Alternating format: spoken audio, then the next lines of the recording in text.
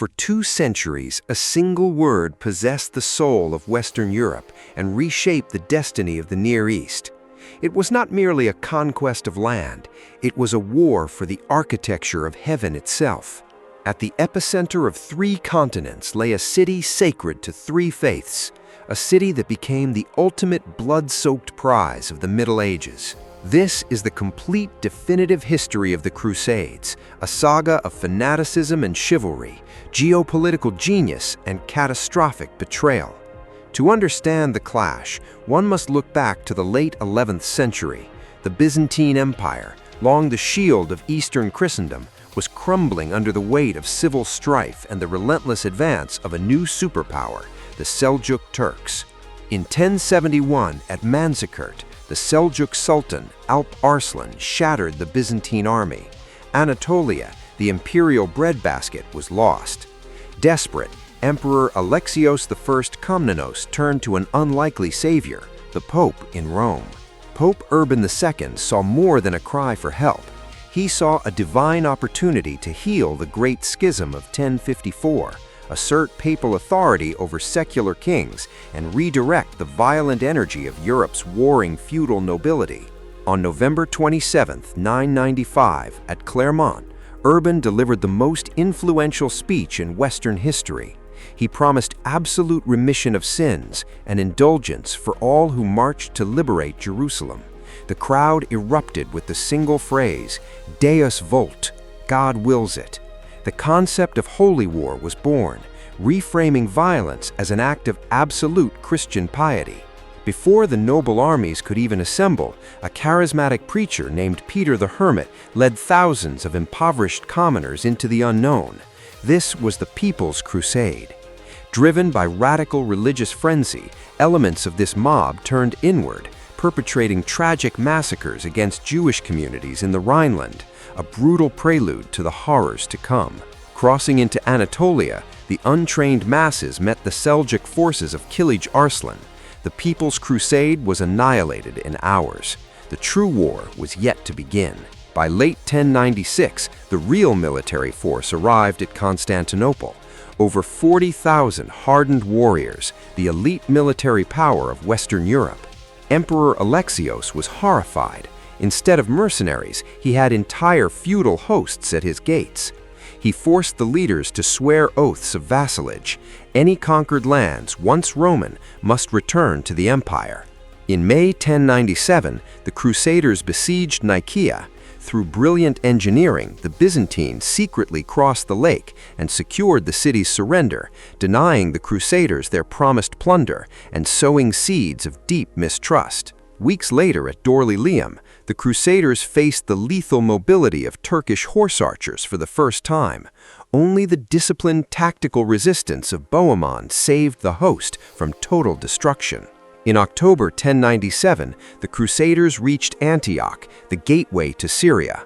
What followed was an agonizing 8-month siege that pushed the Christian army to the absolute brink of starvation and cannibalism. Treason opened the gates. An armor maker named Phuros betrayed his tower to Bohemond. On June 3, 1098, the Crusaders breached Antioch, massacring its inhabitants. Trapped inside Antioch by a massive relieving army under Kerboga of Mosul, morale shattered. Then, a mystic named Peter Bartholomew claimed to discover the Holy Lance. It galvanized the starving army into a state of religious euphoria. Against all strategic odds, the fanatic crusader sally broke Kerboga's coalition. The route to Jerusalem was now completely open. On July 15, 1099, after an agonizing siege, the Crusaders breached the walls of Jerusalem. The resulting massacre of Muslim, Jewish, and even local Christian inhabitants shocked the middle-aged world and stained the holy victory forever. From the ashes of conquest arose Outremer, the Crusader states across the sea, a thin Latin Christian strip on the edge of a vast, hostile Islamic world.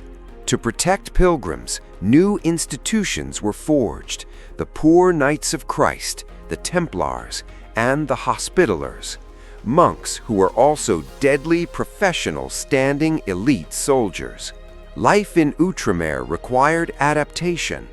Over decades, the Frankish settlers, known as poulains, adopted Middle Eastern dress, medicine, and hygiene, creating a unique hybrid frontier society. The Islamic world, initially fractured by political rivalries, began to unify under Imad ad-Din Zengi of Mosul. In 1144, Zengi captured Edessa, inflicting the first catastrophic blow to the Crusader states. The loss of Edessa shocked Europe. Saint Bernard of Clairvaux preached a new crusade, rallying the royalty of Europe, King Louis VII of France, and Emperor Conrad III of Germany. The Second Crusade was plagued by logistical disasters, mistrust of the Byzantines, and brutal Turkish ambushes across Anatolia. The royal hosts arrived in the Levant heavily depleted. Instead of trying to recapture lost Edessa, the council made a fatal strategic mistake. They decided to attack Damascus, the only major Muslim city allied with the Kingdom of Jerusalem. Entangled in the dense orchards outside Damascus, facing fierce resistance and the threat of incoming Muslim reinforcements, the Crusader army was forced into a humiliated retreat after just 4 days. The Second Crusade ended in total disaster. It shattered the aura of Crusader invincibility and left Outremer deeply distrusted by Western Europe. In the wake of the failure, Zengi's son Nur ad-Din weaponized the idea of jihad, systematically uniting the Islamic cities of Aleppo and Damascus into a single counter-crusading empire. The grand strategic prize was now Fatimid Egypt. For years, Crusaders and Zengids fought a diplomatic and military war of attrition to dominate the wealth of the Nile. Following the death of his uncle Shirkuh, a young Kurdish commander named Salah ad-Din, known to the West as Saladin, became vizier of Egypt. He quietly abolished the Fatimid Caliphate and consolidated absolute power. When Nur ad-Din died in 1174, Saladin moved swiftly. Through master diplomacy and military skill, he unified Egypt, Syria, and parts of Iraq, encircling the Crusader states in a ring of iron. Defending Jerusalem was King Baldwin IV, a brilliant young ruler afflicted with leprosy. Despite his agonizing physical decay, he proved to be an exceptionally formidable military strategist. At Manzikert in 1177, 16-year-old Baldwin IV achieved a miraculous victory, catching Saladin off guard and shattering his army. But time was running out for the Leper King and for Outremer.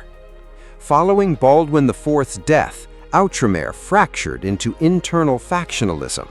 The rogue Baron Rhineland of Chatillon repeatedly broke truces, raiding Muslim caravans and even threatening Mecca, triggering Saladin's final vengeance. On July 3, 1187, Saladin baited the Crusader host into marching across a waterless desert toward Tiberias. Trapped beneath the horns of Hattin, parched and surrounded, the entire field army of the Kingdom of Jerusalem was destroyed. Saladin extended royal mercy to King Guy of Lusignan, but executed Rhineland of Chatillon with his own hand for his dishonorable raids. The military orders of the Templars and Hospitaliers were executed shortly after. On October 2, 1187, Jerusalem surrendered. Unlike the brutal Crusader massacre of 1099, Saladin showed immense magnanimity, sparing the civilian population and allowing ransom departures. The news sent a seismic shockwave through Western Europe.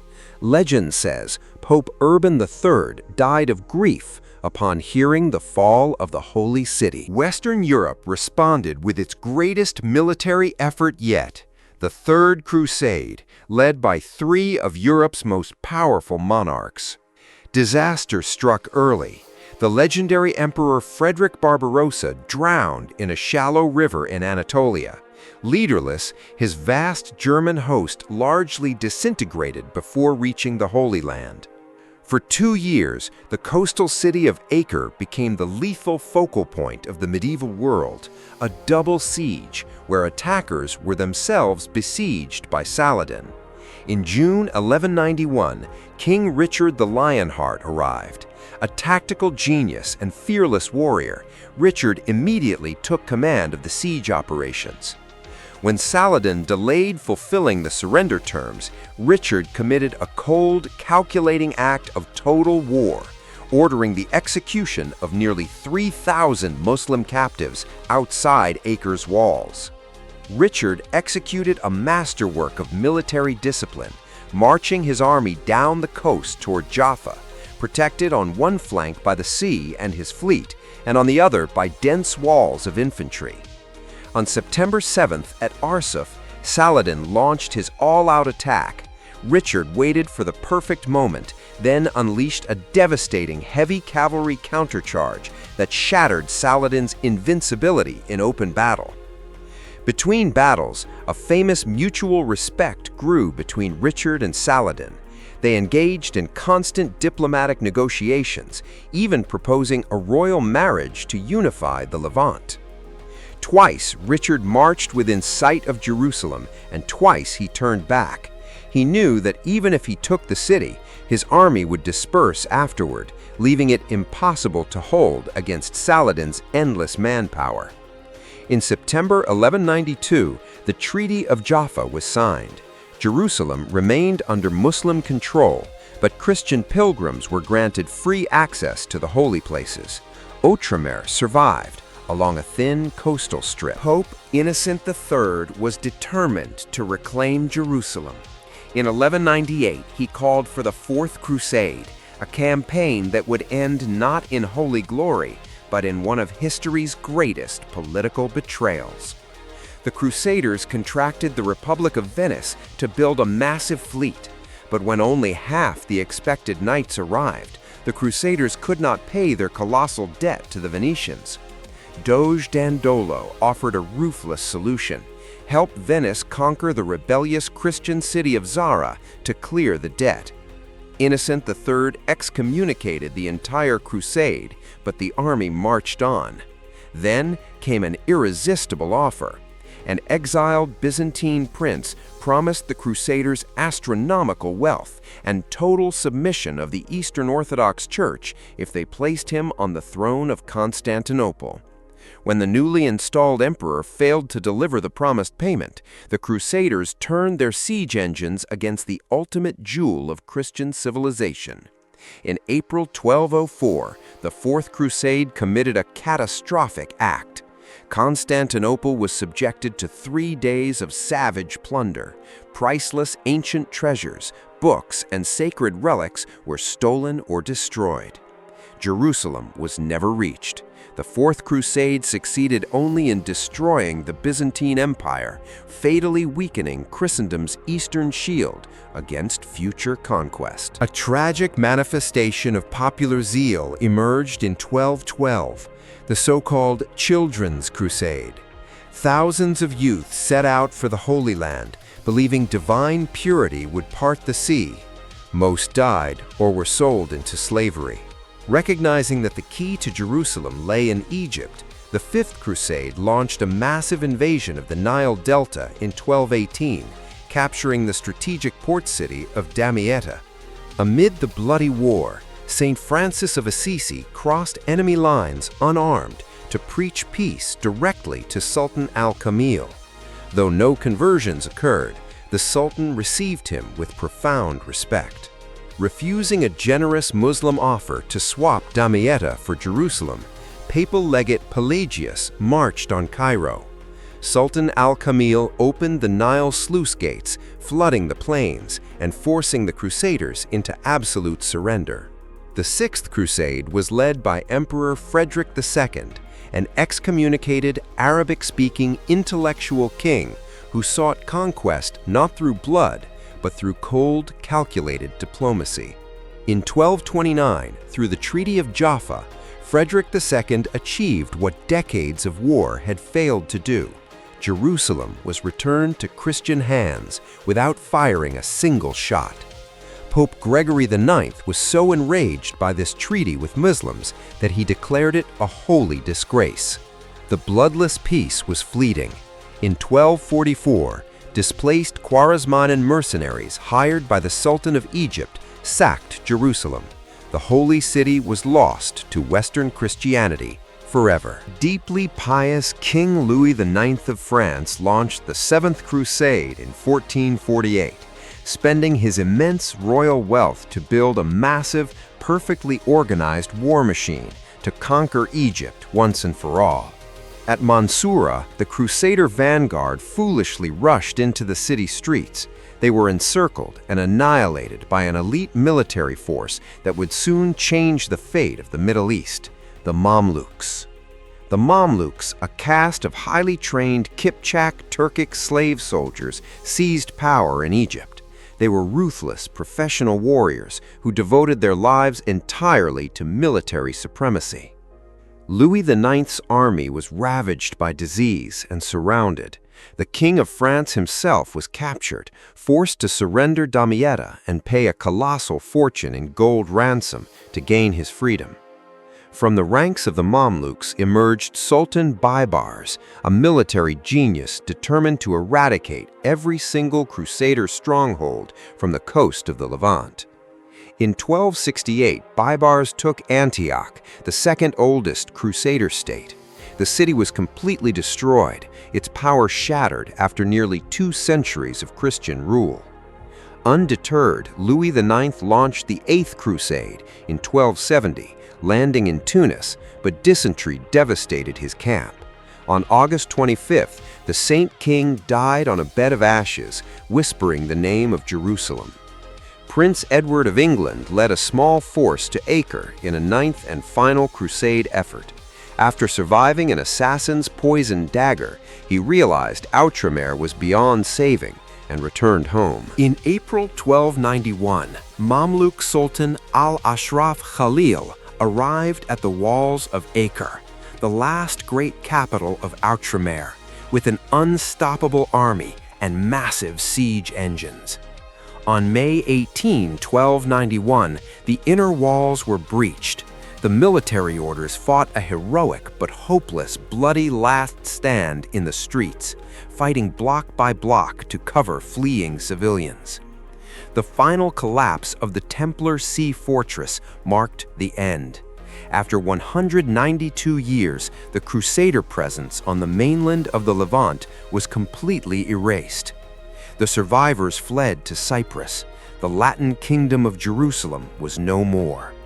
The colossal holy enterprise that had cost millions of lives had ultimately failed. With Outremer lost, the Templars lost their purpose. In 1307, King Philip IV of France destroyed the order, seizing their vast wealth and burning their leadership at the stake. The Crusades reconfigured the medieval world. They accelerated the collapse of Byzantium, deepened the divide between Latin Western and Eastern Orthodox Christianity, and solidified the militarization of Islamic political unity. Yet this era of unprecedented violence also sparked an unprecedented cultural exchange. It introduced Western Europe to Islamic medicine, philosophy, mathematics, and trade routes, laying the economic foundations for the Italian Renaissance. The Crusades remain a profound warning from history, a testament to what happens when faith is transformed into total war and land is elevated above life. Their echoes still resound in the memory of civilizations carved into the stone and sand of the Holy Land.